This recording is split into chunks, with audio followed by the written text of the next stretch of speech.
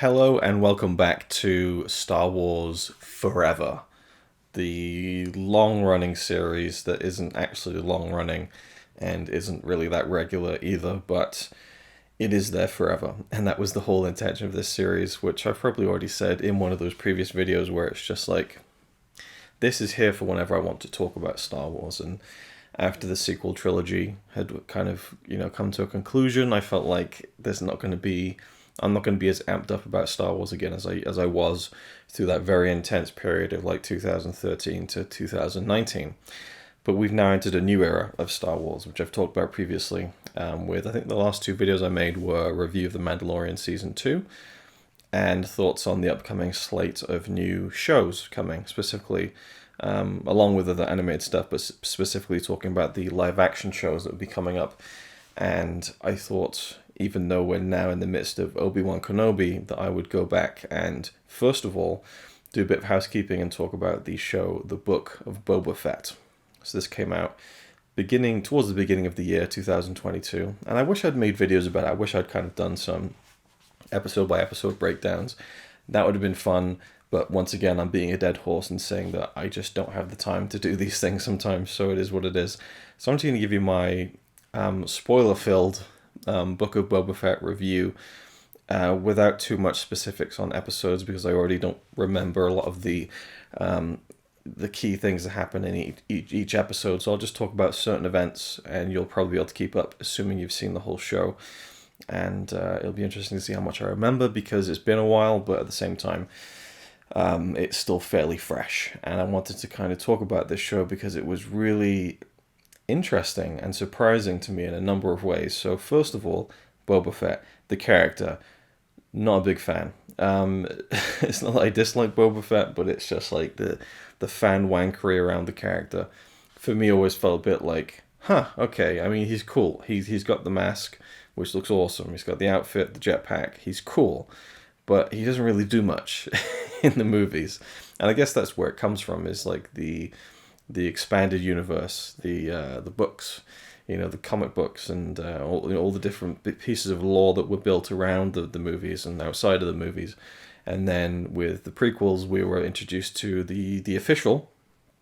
I was going to do the air quotes, and I don't know why, because it is legitimately the official canon, backstory of Boba Fett, is that he is a clone of his father, Jango Fett. And I like that in the prequels, but I've never really been like a fan of... I mean, again, he's cool. I met Jeremy Bullock a number of years ago. He was a really nice guy. It was cool to get his autograph, but, it's just one of those things. Like, I thought Jango Fett was cooler as a character in the movies. Like, he got to do a bit more, have a few fight sequences, that sort of thing. So that was, to me, like, a bit more impressive than Boba Fett. But at the same time, I understand the appeal. So I was intrigued to see what would happen if they made a show or a movie about him. And they were planning on doing that, and I've talked about it in the road to episode 7, I think, going back to that series, about how there was going to be a Boba Fett movie. I think Josh Trank was attached to direct that, and then Josh Trank happened. So he tranked his career. That's terrible. And I'll leave it in for free. Just some of the select awful jokes that pop into my head on a day-to-day basis, an hour-by-hour basis. So it didn't happen, and I loved it. Like, I'd love like a behind-the-scenes book or a documentary talking about, like, here's what we were going to do. Here are all the different various iterations, but they don't tend to really pull the curtain back that much with Lucasfilm these days, since the Kathleen Kennedy takeover in 2012. Nevertheless, we were introduced to Boba Fett in The Mandalorian Season 1, technically, and there was rumors that was Boba Fett in the desert at the end of Episode 5, springs to mind. Maybe not, but you know what I'm talking about. Then Season 2, it was made more explicit in the first episode, and there he was, and it was Temuera Morrison, who played Jango Fett in the prequels, coming back to play the son of that character that he first played in Attack of the Clones. And so now we have Temuera Morrison playing Boba Fett. And it was awesome. I was like, this is fucking cool. This is the kind of Boba Fett I like to see. He was badass. He was having these cool fights. I love that version. And I love Temuera Morrison. I know it's kind of like a cool thing to love him right now. And I'm certainly not saying that I loved him before it was cool. But where I first really started liking him, like, again, Attack of the Clones was like a big film for me when I was a kid and everything, my first Star Wars film in the cinema. But I'd be lying through my teeth if I said, I thought he was cool from 20 years ago. No. For me, what twigged me on to Temuera Morrison being like a really cool, a really good actor as well. I mean, I find him cool, but like really thinking that he's adding a lot to this film was Aquaman. When he played Aquaman's dad, like I just thought he brought such a resonance to that story, which is fairly brief screen time wise, but he really left an impact to me. I like him in Moana. He voices the character of, I forget the character's name, but Moana's father. He does a good job in that. But seeing him embody the role of Boba Fett, and that line, "I'm just a simple man making my way in the universe," or whatever it was, like that. It was like there was a nice connective tissue there to his father, but then it's like, okay, now let's see what Temuera Morrison can do with the role of Boba Fett. And at the end of Mandalorian Season 2, they teased the show, coming soon, the Book of Boba Fett. And people were thinking, is this the Mandalorian Season 3? And then they confirmed, no, that's a separate thing. And that's where some of the controversy from the show comes up, and we'll get to that in due course. So, the trailers for this, the Book of Boba Fett, didn't sell me, and I was really like, it wasn't doing much. It seemed like very small time, not much really going on, and it was showing how Boba Fett took over the throne at Jabba's palace, killed what's his face, the worm head guy, the Bib Fortuna, and took over Jabba's kind of role as did they call it the daimyo or the daimo? I forget what the actual title was, but he's the crime lord of Tatooine now, or at least the city. What was it, Mos Espa? So that was kind of set up at the end of Mandalorian Season 2, and that's the main storyline.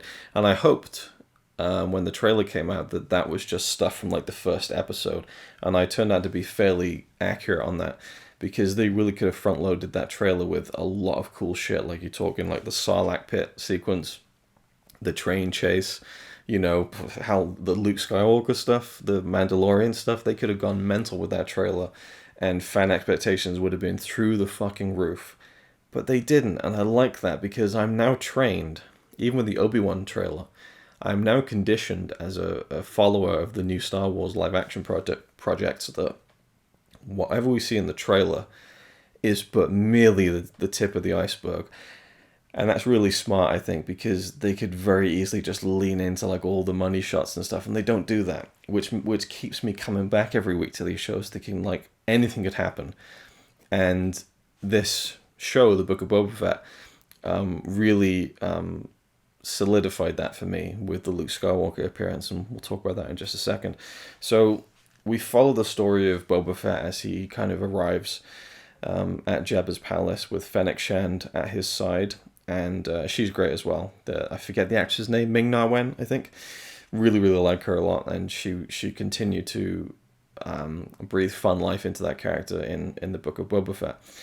So we follow him as the kind of the crime lord, so to speak, and kind of, piecing together public opinion on him and kind of going around and kind of doing that. Like, I like that he was walking around with like the helmet under the arm, and he's like, and I feel like Temuera Morrison has been allowed to, or at least they've taken a good cue from his own kind of personality, I think, and his deep respect for his own culture. And how that comes out, and you see behind the scenes footage, he's always talking about this deep kind of passion he has for his culture and everything, and not that they use that specifically and kind of specifically in the show, and they kind of like reference that side of him, but you feel it. There's a respect and kind of an unwritten code in this character's DNA that I feel is a part of Temuera Morrison, the man, if that makes sense. And that really shines through in behind-the-scenes footage you see of Temuera Morrison, but also, again, the character, I think. And that really comes into play with the backstory, which I think is really well done. It's a very flashbacky show, for sure. But what you get is the current timeline. He's kind of trying to establish himself as this crime lord. There's this Pike syndicate, these aliens running around, and they're causing trouble, and there's a lot of things going on. There's a biker gang, which caused a lot of controversy. People were like, they would never be this sort of thing in Star Wars, these kind of like shiny speeder bikes and stuff. And it's like, This is straight out of American Graffiti. I don't know what to tell you, and it always comes to that kind of the flag that these complainers fly is that George Lucas would never do this, and I feel like he probably would have. If you look at like the influence of like hot rods and that kind of stuff, like 50s cars that he loves clearly. Look at pod racing. Look again, American Graffiti, the whole movie he made about kind of gearheads and those kinds of cars and stuff. So I think George probably would have approved of the biker gang and the kind of outlandish, bright colored speeder bikes. Anyway, so there's a lot going on in that present timeline. Well, a lot, but at the same time, the stakes aren't really huge. It's fairly local. And then as he's healing in the back to tank, because his face is kind of scarred and stuff, and people noticed in the trailers that his scarring was gone, and they explain that in the show. He's using a back to tank every night, and he's kind of like having these flashbacks, and we literally we kind of fill in all the blanks of everything from Return of the Jedi to the Book of Boba Fett. So we basically follow him escaping the Sarlacc pit, his kind of misadventures in the desert, and kind of being taken in by the Tusken Raiders, the Sand People, and his journey that he goes on with them, which initially he's a prisoner, and then he kind of becomes a part of the tribe. And one of the comments that I thought was really interesting was people saying that, they're just doing the white savior trope. And I'm just like, all right, okay, moving swiftly on. Like a bantha, let's move swiftly on from that one. And then we kind of line up then with The Mandalorian season 1, when he kind of meets Fennec Shand out in the desert, and we see how she was kind of saved because it looked like she was dead in that season of the show. And then we see him leading up to, everything that comes into the beginning of the Book of Boba Fett. So I really liked how like the first 4 episodes was like a 2-hour Boba Fett movie. It gave you like not the origin of the character so much, because we've seen that in the prequels, but basically just picking up where Return of the Jedi left off, how he escaped the Sarlacc pit, how he got his ship back, how he got his armor back, and the journey he went through in the desert, and how that changed him, and how he took from their culture, which again is where the kind of real life influence I think kind of really feeds into it, like really nice. There's a nice bit of synchronicity there where, Tamora Morrison, he loves the kind of the culture and the kind of rituals and stuff, and then you bring in the Tusken Raiders, and he kind of becomes a part of them, and he kind of gains a whole different skill set and has the kind of gaffy stick and stuff. And so now when you see him in Mandalorian season 2, now you know where all that's coming from, when he's swinging around this gaffy stick and stuff, and he's a different character really. But then he gets the armor, and now he's become a different version of the Boba Fett that we saw before. And I think he gives a really good performance throughout the show.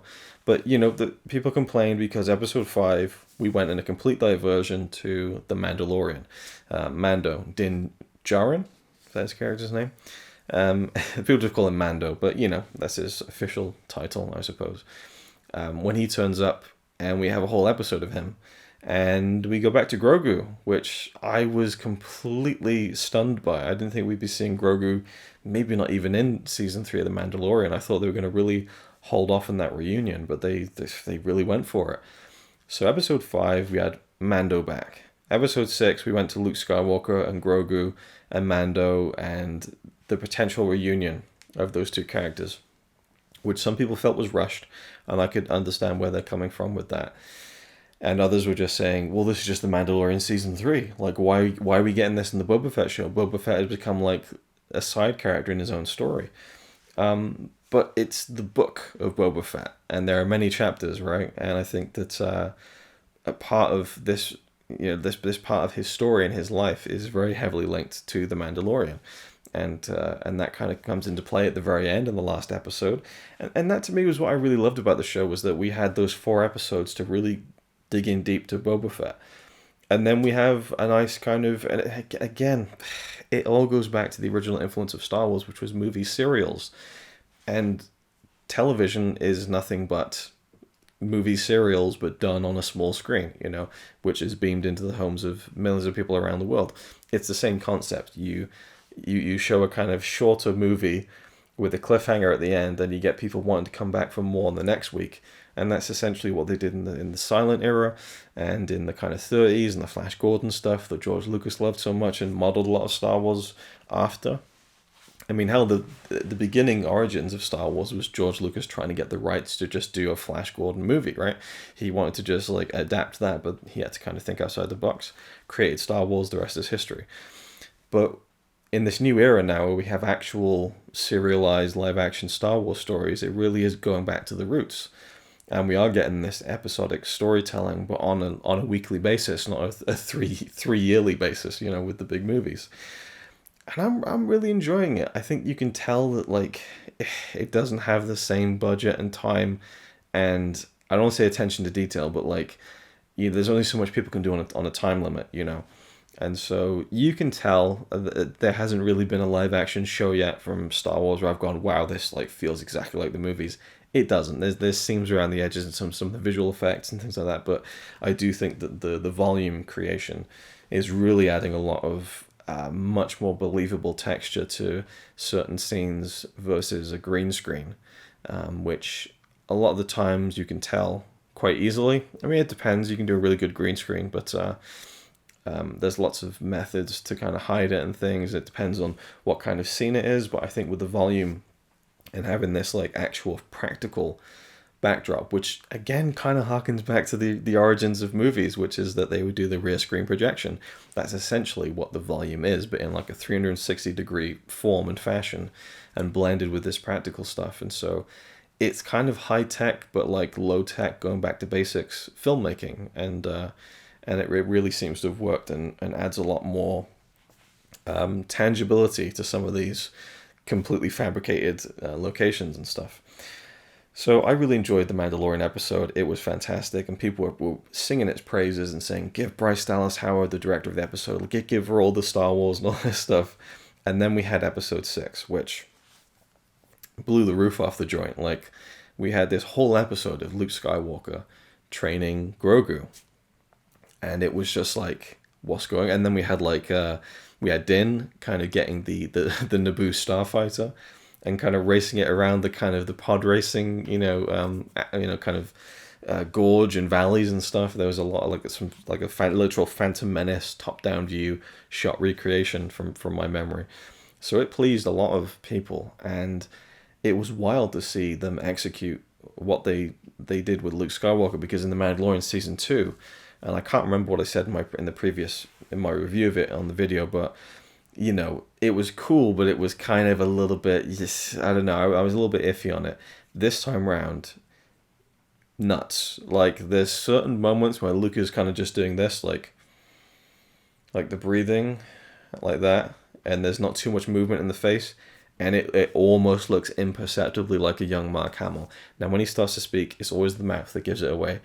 It doesn't quite, but most of it was nuts. And it was so funny because I'm not sure if I talked about this in the review, but which is a while ago now. When did the Mandalorian season? I think it was like late 2020, maybe? I can't remember. I think it was. Yeah. Anyways, it's been a while. It's been at least over a year.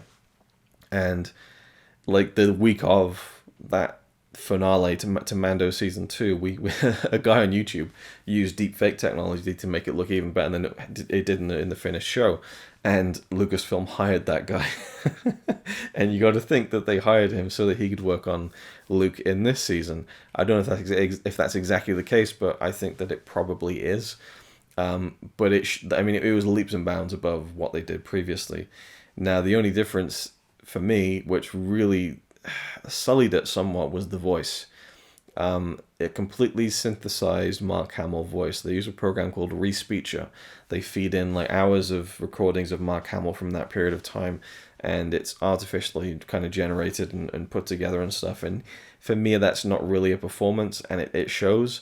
It was quite a monotonous kind of performance, I guess, and that doesn't entirely clash with some of Mark's performance in kind of Return of the Jedi, because he's very stoic, in that film, and in this time period he still is very much evoking that. I wish they'd given him a new outfit. I feel like the black Luke outfit is cool, and it was nice to see it in, say, Mando, but with Book of Boba Fett I thought maybe we could have transitioned into the more kind of Jedi robes, because the origin of that apparently was that they're trying to get fans to second guess whether or not Luke would actually go to the dark side dressing him in all black, and it obviously ties into the kind of fake out a little bit in the beginning of Return of the Jedi. Anyway, so I'd like to see, it would have been nice to see a different kind of outfit for Luke, and maybe even different hair, I don't know, but I guess they're just trying to recreate that look as perfectly as possible. But the little training sequences with Grogu I thought were phenomenal, and that creature is just a marvel of design and execution, I think, because I fully believe in that little green. Is he even green? I don't think he's green, is he? But, the little Yoda species dude, whatever you want to call him, I guess he's slightly, I'm colorblind partially, so for me he's kind of he's off gray. I don't know. What color would you call Grogu? Answers on a postcard, I guess. But, that little cute Yoda-like thing, Grogu, just, using a real puppet adds so much to it, it really, really does. And they blend things, and it's really tangible and really great. So that episode was like, surreal to see. And seeing a real lengthy, like this is like a full episode with a lot of Luke Skywalker stuff, and I was never expecting to do that. I thought they were going to leave it there, to be honest. I thought they were going to be like, okay, that was a nice little flash, but I admire them for pushing it into this, and this is a whole other topic that I could go into, but like we get into the kind of like, how much is enough? Like how far do we need to go with these de-aging, kind of likeness reproducing gimmicks? Because it gets to a point where they'll just be releasing movies of, Luke, Han, and Leia going off on an adventure, and it's just like it's not really them, But I give Mark Hamill all the credit in the world, because I figured that he was consulted with this, but you see the behind the scenes, which only just recently came out, and he was there on the set. Like, and I also thought that, like, okay, they've done it once, they don't, maybe they don't need to do it again. They can kind of get his permission and stuff, but also COVID. But he was there on set every day doing the performances, and obviously they're not going to use anything of that's filmed. I don't know if they even film his. Well, they must film it for reference. Well, I'm not sure. Maybe they don't film it for reference. Maybe they do it. Maybe they don't. I don't know. But I feel like that's a cool step, that he's there, and he's like, you see him in the documentary. He's like, well, maybe I would hand it over like this, kind of like he's still a custodian of that character, but he's there in the outfit and the black robes, and is performing the scenes. Now, obviously, they have another actor who comes in and does those for the actual final version, and then they put Mark's face on afterwards, and then do the audio synthesization. Is that even a word? And they create that whole illusion, which is what it is. It's an illusion. It's magic. But I'm still iffy on the voice. But a lot of it was really just surreal to see, and I remember quite vividly, like, just watching it, like, what is going on right now, And what I loved about it was that this then led to episode 7, the final episode, which is now all about the culmination of everything we've been seeing in those first 6 episodes, which is Boba Fett trying to establish himself as this crime lord, having this kind of history with the Pike Syndicate and all of the Tusken Raiders who he became assimilated into, that those were then his tribe, his people, and they were wiped out and massacred. And so now he's got this kind of this axe to grind. We've got the I was going to say the Chewbacca, the Wookiee character, Black Chrysanthemum. See, people were calling him Black Chrysanthemum online, but it's never mentioned the black part, I guess. Maybe it's just a descriptive, but Chrysanthemum is I really like that character a lot. And again, full body suit, looks real, and it was just nice to see like a proper character for a Wookiee. I can't think of another one that we've really seen properly in live action, and so that was a nice addition to the cast and to the characters of the show. So we got that kind of base in Mos Espa, Boba Fett, Fennec Shand, we got Chrysanthemum, there's a couple of the people like locals and things, and the Pike, I guess the Pike is the mayor of Mos Espa. There's some kind of like overlord, but then like Boba Fett's the crime lord, and I'm not entirely sure, I forget the exact details, but there's a lot going on with the Pikes, and then you got Boba and all that stuff, and then you've got like the potential reunion of Grogu and Mando. You got Luke Skywalker in the mix, and they've been building up that Boba wants to tame the Rancor, in the palace and stuff. So there's all these little threads coming together. There's Cobb Vanth. There is I'm not sure if they teased Cad Bane before episode 7, but to me it just felt like all these elements were coming together, and we're just gonna have a big blowout, massive climax in episode 7. The biker gang as well, and then there's the I'm not sure if they're actually separate to the bike gang, but there's like kind of like the mech like heads, like the people who kind of have like droid modifications to themselves. Like it was a nice kind of analog for like people who have lots of like body piercings and body modification and stuff, but in the Star Wars world where they've got like droid enhancements and stuff. That was cool. Android enhancements, maybe you'd call it. Loads of different characters, lots of stuff going on, and then it all comes to head in episode, and it did. I thought Luke was going to show up, and they released a poster that week of like the final episode, and Luke was on there with a lightsaber. I was like, oh my god, we're going to see Luke kicking some ass, but he didn't show up.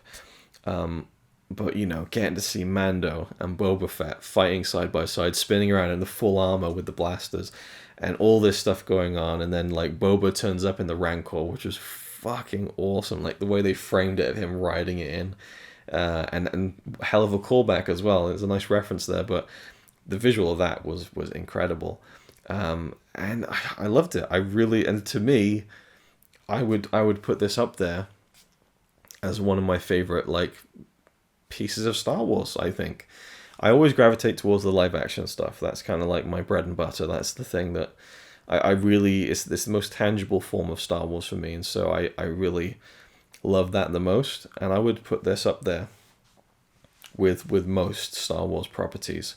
I just really love the build up, the setup, the backstory. The train chase sequence was great. Some great action sequences. People were people were taking the piss out of the dude who kind of spins around with his blaster unnecessarily, and it's just like, I was just going back to A New Hope when Obi-Wan kind of does this, Alec Guinness does the slow turnaround. It's like, it's just theatrics, people just get way too obsessed about the tiniest of details. But I like the action. I will say, actually, my main criticism is, I think it was episode 2, maybe 3. It was directed by Robert Rodriguez, so I was like, oh, this will be really good. And there's a chase sequence with these speeders, and it's the biker gang, and I think the mayor, or the mayor's kind of underling, the Twi'lek character. And it's possibly like the most boring chase sequence I've ever seen in Star Wars. Like they had no like kinetic energy to it. Like it was just slow speeders ambling around market corners in like a Tatooine town. Like it wasn't exciting, and it felt slow and sluggish. And I turned to Connie, I was like, that was a bit weird, that, wasn't it? She's like, yeah, it was just boring. I don't know what happened with that speeder chase, but it just didn't click at all for me. And that's a pretty minor criticism, I would say. So I liked kind of the big finale. I loved like Jabba's palace, like in terms of like the room that he had, like overlooking the desert. I love that location, especially at night, with like the kind of the curtains billowing and the lead into Mando, where he's like, we're gonna need some help, and she's like, yeah, and you just hear that little do do do do do do do. That was really cool. I love the Book of Boba Fett like theme song at the end, which was really fun. I think like at the last episode, you actually hear them chanting Boba Fett, which is really funny. Cad Bane, what a fucking character! I know he's a kind of a big fan favorite from the Clone Wars, I believe, and he had History of Boba Fett in that show, I think. Never seen him before. I thought he was awesome, and I kind of hope he comes back. There's a bit of ambiguity there over whether he actually died, but well, the way he comes in, and Cobb Vanth, there's just so many great characters in the show. But Cad Bane was introduced so brilliantly, and he just felt like Clint Eastwood, but an alien. And I thought the visual effects were fantastic on his face. And then he has the face off of Boba Fett, and there's kind of the hint of kind of kind of history between them. I was gonna say backstory, but it's more the history between those two characters.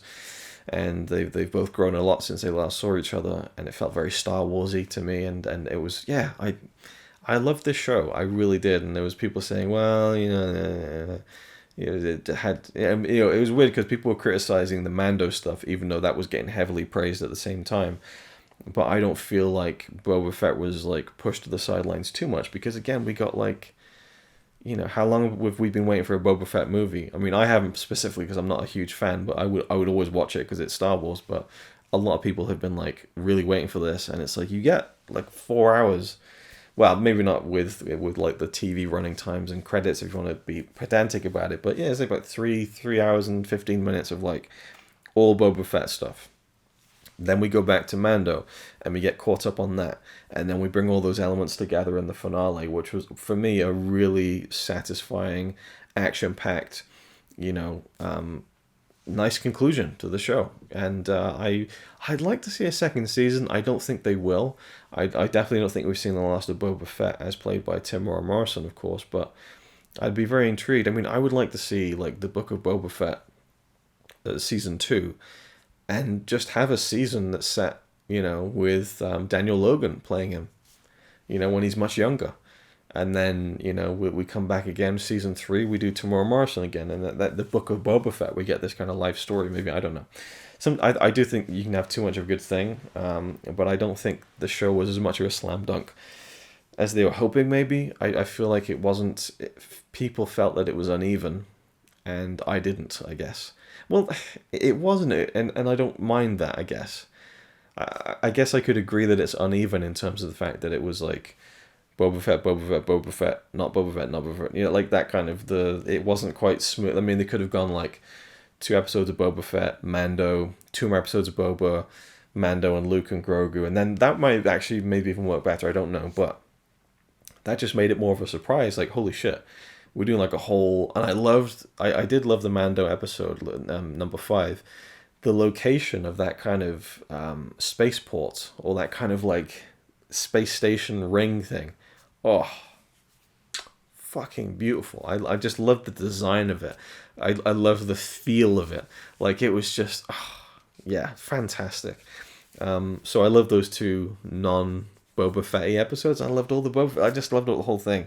For me, it was a massive slam dunk, and I absolutely loved it. And I'm sad that I'll never own it on physical media because I'd love to have it on the shelf. Anyway, that is it. That was my thoughts on the Book of Boba Fett. Thank you for watching, and I'll see you in the next one.